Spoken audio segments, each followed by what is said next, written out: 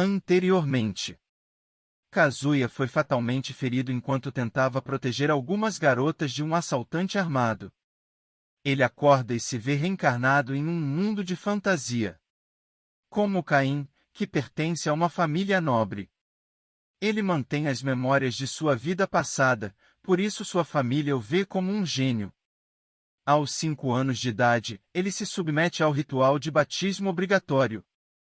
Os deuses lhe dão todas as suas bênçãos e maximizam todos os atributos. Quando sua família vê isso, eles o alertam para manter suas bênçãos em segredo a todo custo. Mas ele tem o objetivo de se tornar um aventureiro e ter muitas experiências. As coisas prosseguem com Caim na igreja da capital. Ele faz sua oração, que o transporta para o reino dos deuses. Shannon solta uma risada no estilo Papai Noel ao comentar o retorno de Caim. O jovem pede desculpas por ter demorado tanto e diz que ele é gentil. E pede desculpa por exagerar nos primeiros estágios de sua vida. Com isso em mente, ele quer consultá-los sobre suas estatísticas. Shannon admite que seus números atuais são desumanos, o que o deixa mais preocupado. O deus principal afirma que lhe falta experiência de vida ainda. Mesmo assim, em seu estado atual, ele é provavelmente o ser humano mais poderoso do mundo. Ele até oferece a Caim a opção de se tornar um semideus. Isso colocaria na mesma classe das bestas sagradas e dos dragões divinos. No entanto, ele o adverte de que, em seu atual estado, há limites para o que ele pode fazer sozinho, portanto, ele não deve exagerar. Shannon muda o tópico da discussão para uma nota mais leve ao apontar que não há muito entretenimento em seu reino. Portanto, ele sugere que use seu conhecimento de sua vida anterior para criar algo. Isso faz com que o Caim pense que talvez se ele pudesse introduzir itens que não existem em seu mundo atual, eles provavelmente se tornariam populares. Shannon concorda com seus pensamentos, pois consegue lê-los, o que assusta um pouco Caim. O deus do comércio se junta para perguntar se ele pode fazer isso. Mais tarde, Caim retorna ao mundo e é forçado a acompanhar sua mãe e irmã enquanto elas compram roupas. Mas ele não se sente confortável na loja, então foge. Ao sair correndo, ele vê Paloma do lado de fora e corre para cumprimentá-la. Ele diz a ela que está na capital para sua cerimônia de estreia. Ela o informa que está sendo treinada na loja de seu tio. Seu tio Tamanes aparece e comenta sobre a aparência responsável de Caim, e sua sobrinha o informa sobre ele ser da nobreza, o que faz com que ele se desculpe imediatamente por seu discurso casual. Ele não considera isso um problema, mas quer dar uma olhada na loja. Após sua inspeção, ele comenta sobre a variedade de produtos que a loja produz. Caim acredita que Tamanes é capaz de executar sua ideia, então ele lhe fala sobre o item recreativo que gostaria de fazer. Caim quer saber se ele estaria disposto a produzir e vender o produto. Ele o desenha e explica os detalhes para que ele veja. O comerciante comenta sobre seu conceito divertido e simples. Tamanes acredita que poderia fazer isso a um preço muito acessível. Ele está ansioso para começar a produção. Isso deixa Caim animado, mas ele quer um protótipo primeiro. Caim lhe deixa uma moeda de ouro para cobrir as despesas. O Tamanes se levanta um pouco tímido, pois é demais para a tarefa que ele estabeleceu. Caim o deixa à vontade, explicando que ele deveria pensar nisso como um investimento inicial. Quando colocado nesse contexto, ele aceita com gratidão. Como diretor de sua empresa, ele promete que dará tudo de si no projeto. Caim sai feliz da loja, mas seu humor muda rapidamente quando ele vê sua irmã um pouco chateada por ele não ter ficado para comentar sobre seus vestidos. Ela começa a se queixar, mas ele lhe faz um elogio que derrete sua raiva. Ela não o deixa na mão e lhe diz isso quando chegam em casa, ele vai comentar sobre cada roupa. Naquela noite ele fica sentado enquanto ela experimenta roupas diferentes e ele dá um feedback brilhante, deixando-a feliz. Algum tempo depois, a empregada o informa que Tamani solicita sua presença na loja. Ele vai rapidamente para lá e fica impressionado com a qualidade do trabalho e também com o tempo de entrega. O artesão ressalta que ainda precisa de alguns aperfeiçoamentos, mas ele fez disso sua prioridade máxima para terminar. Caim o informa que o jogo reverse é exatamente como ele o imaginou em sua cabeça. Ele então sugere que eles façam um pequeno jogo para testá-lo. Ele começa a jogar com a Palma, enquanto explica as regras em tempo real para eles. Tamanes está animado porque tem certeza de que o jogo vai pegar. Caim se sente um pouco culpado por ter tomado o crédito por se tratar de um jogo clássico de sua vida anterior. Palma comenta como foi divertido jogar e quer fazer outra partida. Com um feedback tão positivo, ele gostaria de produzir uma versão normal e uma versão separada para os nobres. Ele tem certeza de que a classe alta gostaria de um produto de aparência mais sofisticada, mas ele quer que a versão regular seja algo que qualquer pessoa possa comprar.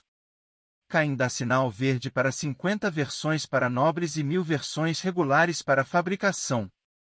Eles podem redigir um contrato para produzir mais conforme necessário, o que seria determinado pelas vendas.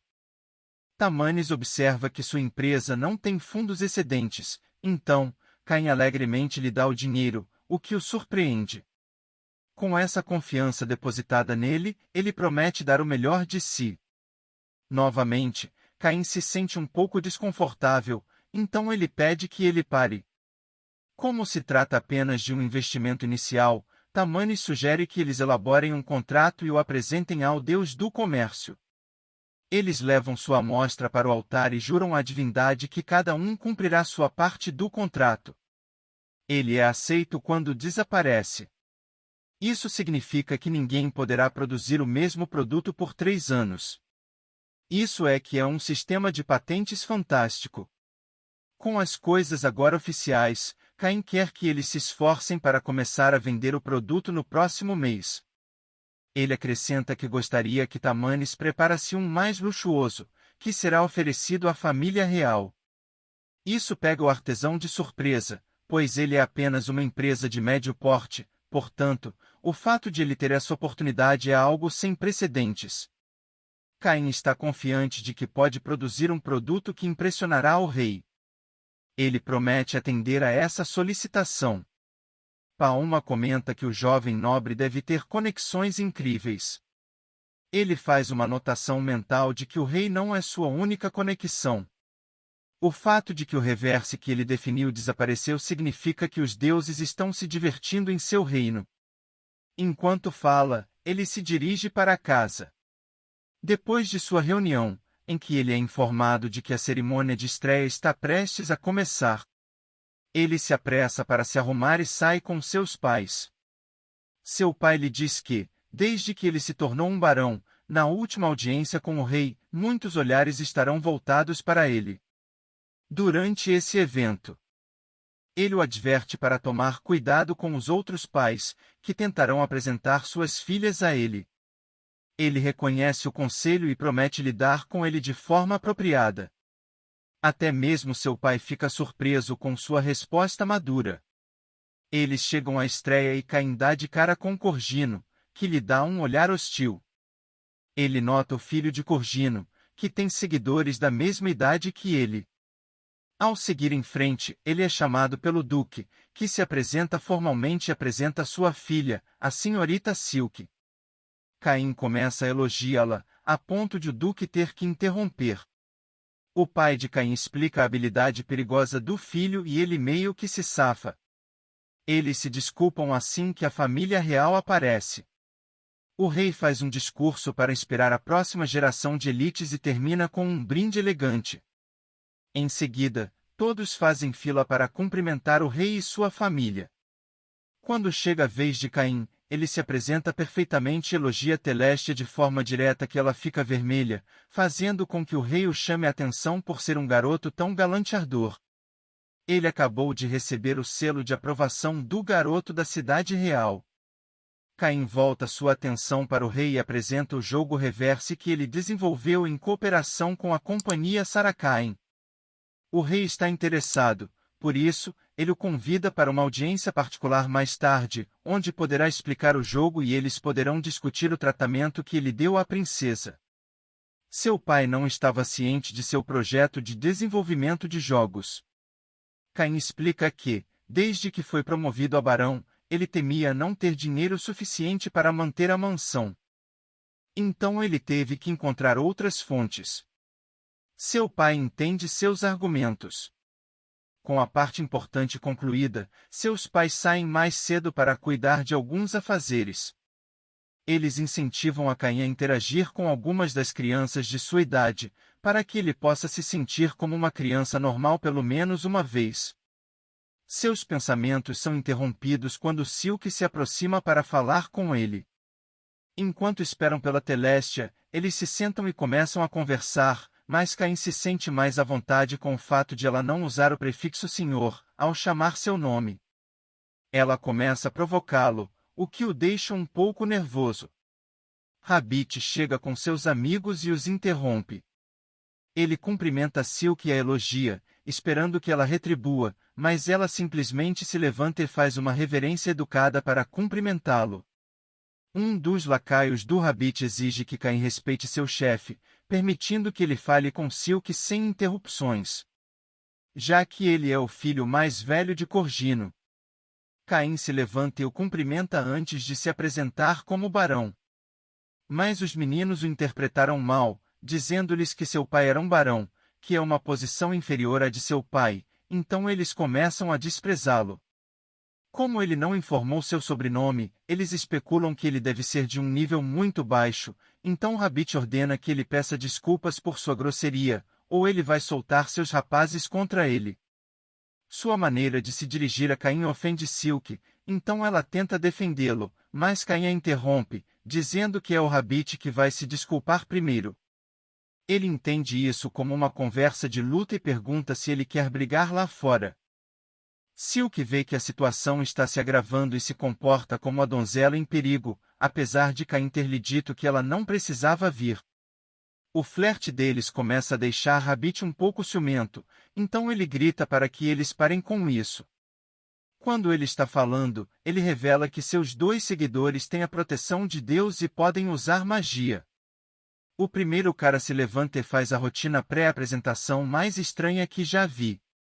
Depois de todo esse drama, ele lança um feitiço de bola de fogo que é tão patético que até mesmo uma criança pequena poderia se esquivar.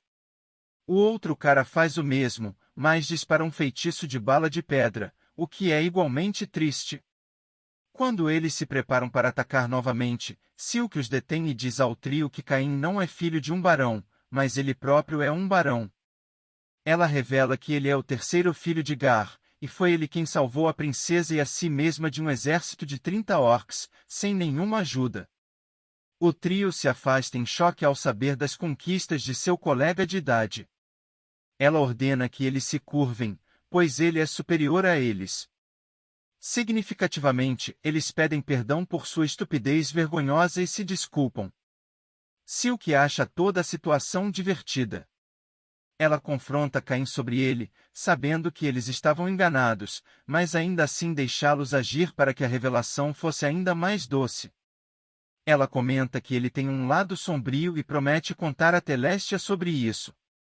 Ele pede que ela não o faça, então ela promete não dizer nada, desde que ele saia com ela. A princesa os ouve conversando sobre, mantendo o incidente em segredo e quer saber o que aconteceu. Caim mantém a boca de Silk fechada, o que é visto como escandaloso, já que eles não são casados. Ela usa isso como vantagem para descobrir a verdade, ameaçando contar ao pai dela. Silk apenas revela que eles estavam planejando um encontro. Isso deixa Telestia com inveja, então Caim diz que eles podem ir como um trio para fazê-la feliz. O rei o interrompe a conversa e o convoca para o encontro. Enquanto eles jogam, o rei gosta a ponto de querer torná-lo exclusivo para ele, mas Caim o alerta que pretende liberá-lo para as massas. O duque também está por perto, então ambos usam isso como uma oportunidade para avisar Caim para manter em segredo que ele vai se casar com a princesa e a filha do duque. Ele sente a pressão quando os dois ficam sobre ele. Assim acaba mais um episódio. Não viu as partes anteriores deste anime? Confere aqui do lado esquerdo. Se gostou do vídeo, dê um like e se inscreva agora mesmo para ver os melhores resumos de anime. Confira os vídeos em destaque.